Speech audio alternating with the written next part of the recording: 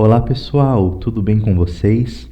Eu sou o professor Wilson, leciono Filosofia e Sociologia. Hoje nós teremos uma aula de Filosofia e eu trago para vocês um tema caríssimo à filosofia, que é a ética. Peço que acompanhem os slides e ao final dessa videoaula teremos um pequeno exercício de fixação para que possamos compreender e naturalizar bem o tema. Então, vamos nessa. Bem, o filósofo que eu trago para vocês hoje é Immanuel Kant, responsável por conceituar a ética do dever. Vamos ver o que esse filósofo tem a nos dizer sobre esse tema tão importante e vamos compreender também o pensamento de Kant para que entendamos como a ética se aplica nos nossos dias. Bem, a primeira pergunta que fazemos: quem foi Immanuel Kant? Bem, Immanuel Kant foi um filósofo alemão, fundador da filosofia crítica, sistema que procurou determinar os limites da razão humana. Sua obra é considerada a pedra angular da filosofia moderna, ou seja, Kant é um filósofo extremamente importante para a filosofia, uma das bases e alicerces da filosofia moderna. Portanto, o pensamento desse filósofo é extremamente importante e, no que diz respeito à ética, é fundamental para que possamos compreender o tema. Bem, a primeira pergunta que talvez façamos é: o que é ética? Então, vamos resgatar a etimologia da palavra, ou seja, o significado da palavra em sua origem. E teremos que a palavra ética originou-se do grego ethos, que significa modo de ser, costume ou hábito. Esse termo reflete o caráter e a natureza de cada indivíduo, enquanto forma de vida adquirida ou conquistada. Logo, nós vemos que a ética está totalmente atrelada à vida humana. Nós, seres humanos, enquanto seres racionais que somos, possuímos a ética, e ela está totalmente atrelada aos fenômenos sociais e às nossas vidas. Outra pergunta que talvez possa surgir é: o que é moral? Qual a diferença entre ética e moral? Vejamos primeiramente que, numa breve definição de moral, podemos dizer que se trata do conjunto de valores, de normas e de noções do que é certo ou errado, proibido e permitido, dentro de uma determinada sociedade e de uma cultura. Ou seja, a gente vê que, assim como a ética, a moral também está atrelada aos fenômenos sociais, àquilo que vivemos enquanto indivíduos e sociedade. Mas existe uma diferença entre ética e moral. Então, vamos ver um pouquinho quais seriam essas diferenças? Primeiramente, a gente tem que frisar e compreender bem que a ética é universal, enquanto a moral é cultural. Mas o que isso significa? Então, vamos ver um exemplo bem prático que vai elucidar essa questão para nós. Bem, nós temos que o João teve uma atitude antiética ao furar a fila do banco.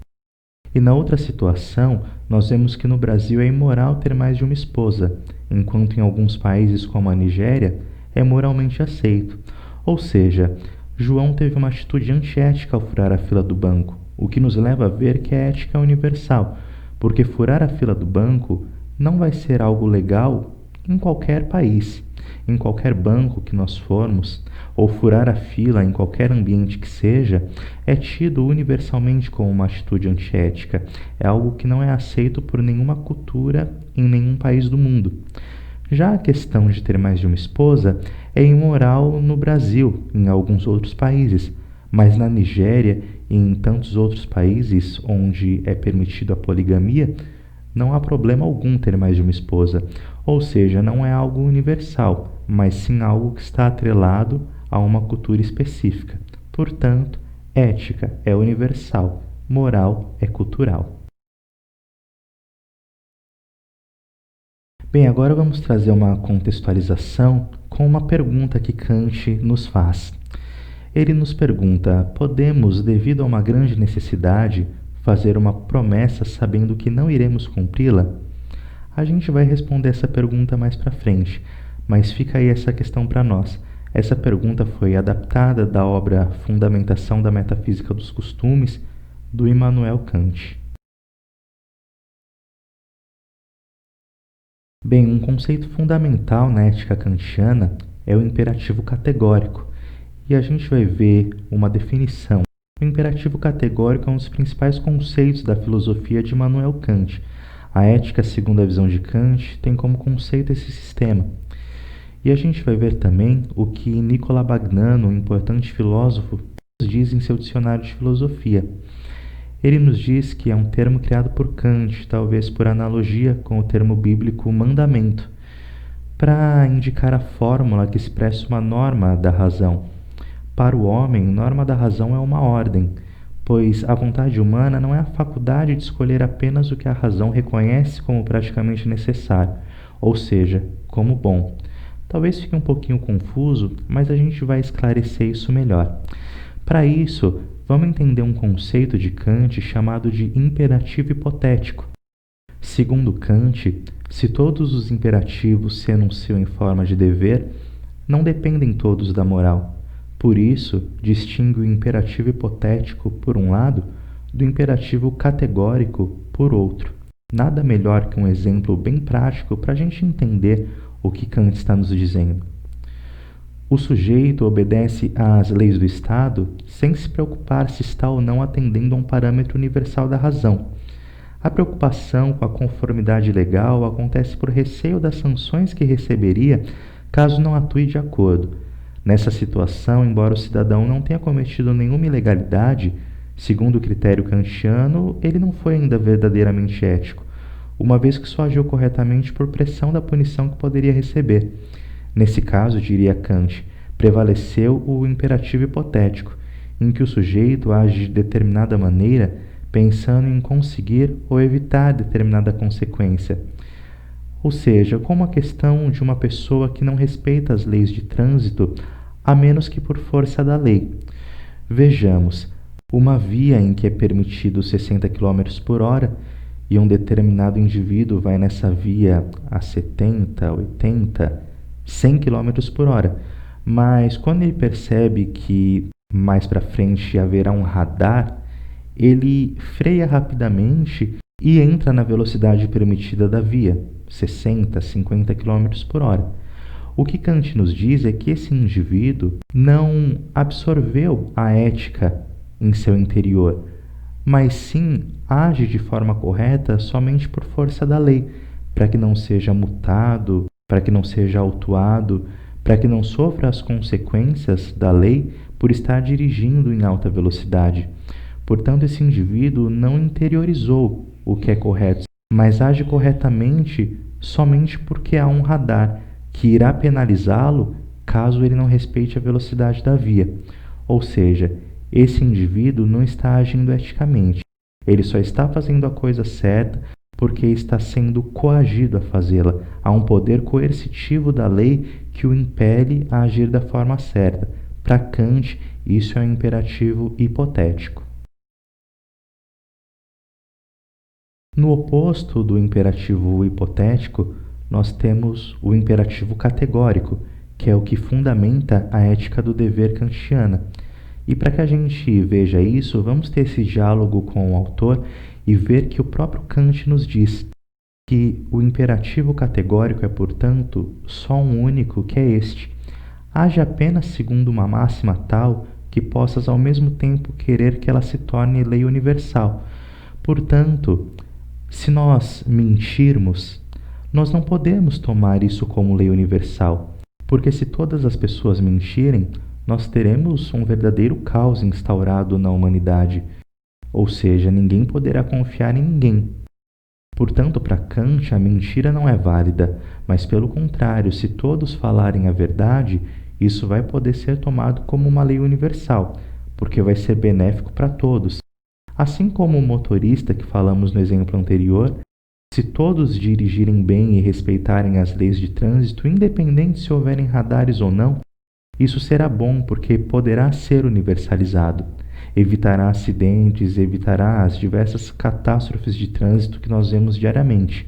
Agora, se todas as pessoas só dirigirem corretamente onde existe a força da lei, onde existem radares, isso não pode ser universalizado, porque a gente já acompanha diariamente o que esse tipo de pensamento causa, justamente porque em muitas pessoas está interiorizado o imperativo hipotético, o qual não pode se tornar lei universal, enquanto o imperativo categórico deve, porque se agirmos apenas segundo essa máxima que possamos ao mesmo tempo querer que ela se torne lei universal, será algo que todos poderão fazer em qualquer lugar do mundo e será bom para a vida em sociedade.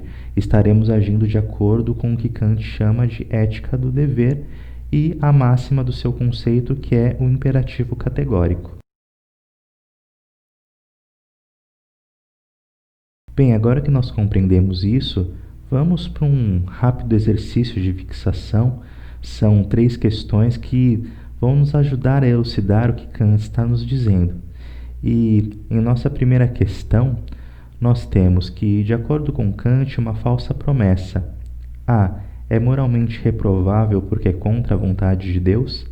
B. É moralmente justificável quando necessária para sair de uma situação momentânea de apuros.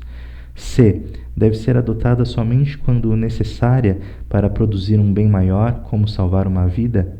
D. Está moralmente errada porque não pode se tornar uma lei universal. Bom, eu vou dar um minutinho para que a gente possa refletir sobre essa questão e possamos respondê-la. Então, vai rodar aí na tela um reloginho, um minutinho para a gente pensar sobre essa questão e já voltamos com a resposta e a explicação.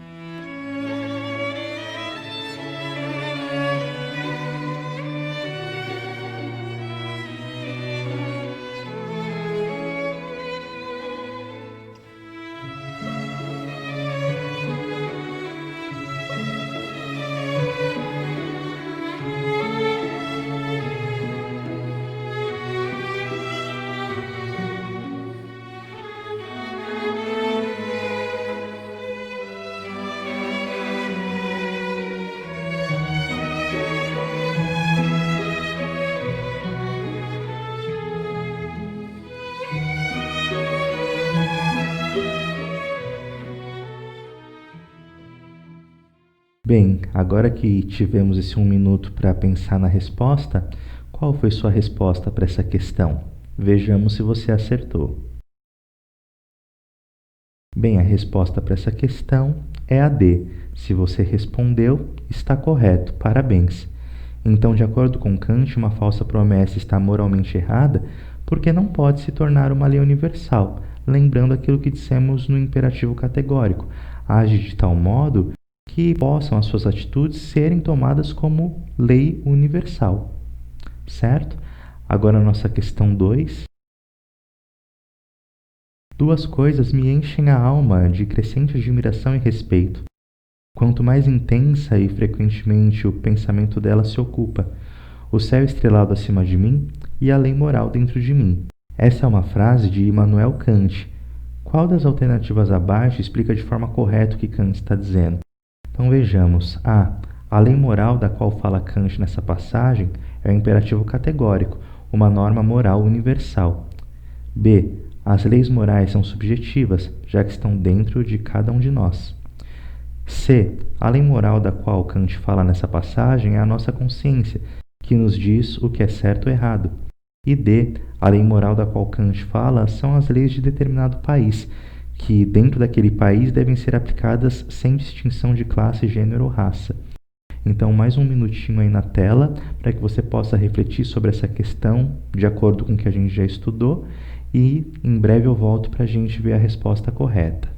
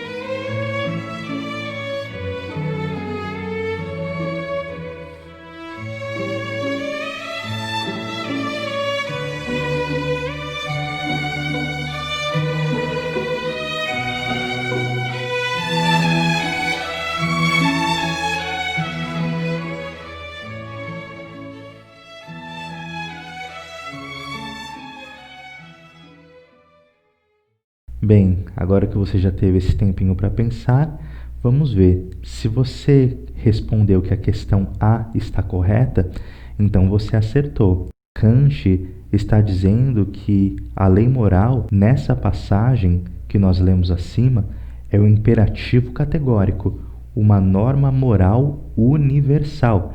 Então não podemos esquecer o imperativo hipotético, o sujeito age somente por uma coerção de alguma força maior que ele. Não foi interiorizado nele a ética, o dever que Kant nos fala. Enquanto o imperativo categórico é universal, foi interiorizado no ser o modo de agir e aquilo pode se tornar universal, ou seja, todos podem agir daquele modo. Vamos para a nossa última questão. Bem, a questão 3 nos traz uma situação. Um menino, a pedido de sua mãe, foi de manhã à padaria para comprar pães de queijo. Como estava com dificuldades financeiras, o comerciante cobrou-lhe 30 centavos a mais pela mercadoria, pensando que este dinheiro não faria falta a uma criança de aparência tão saudável. No início da noite, o pai do menino voltou à padaria para comprar leite e equivocou-se ao pagar o comerciante, dando-lhe 50 centavos a mais.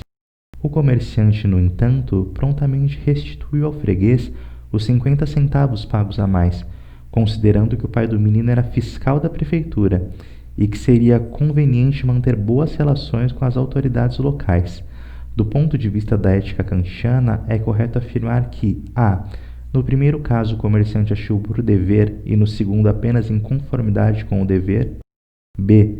No primeiro caso, o comerciante agiu meramente em conformidade com o dever e no segundo por dever. C. Nos dois casos, o comerciante agiu por dever. D. Nos dois casos, o comerciante agiu meramente em conformidade com sua necessidade pessoal, não visando o bem alheio.